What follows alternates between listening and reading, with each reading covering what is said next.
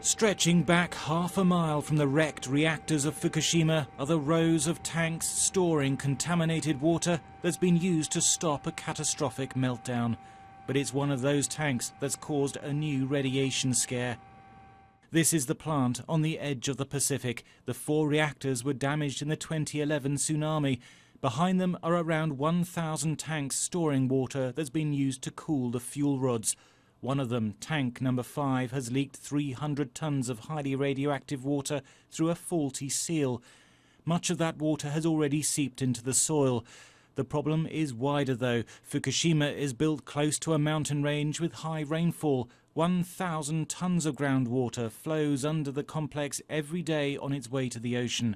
But 400 tons of this first penetrates the basement walls of the buildings housing the reactors, picking up radioactive isotopes on the way. We still don't know the full extent of the damage to the plant, and we won't know that for a considerable amount of time yet. Incidents of this nature, perhaps even more serious than this, are likely to continue happening, and we do need to continue to monitor the plant right the way through that period to keep possible effects to a minimum. Puddles of contaminated water lie at the base of the affected container. The tank itself is held together by bolts with a plastic seal sandwiched between the steel plates. This is the 5th time one of those seals has failed. What's important, of course, is that the other containers are inspected, that if there are any issues with those are corrected quickly. With the current container, we understand the water has been drained now and moved to temporary storage, so that is being controlled. In 2011, it was the bravery of the plant's workers that prevented an even greater disaster, and they're now dealing with this new radiation leak. This is a level 3 incident on a 7-point scale.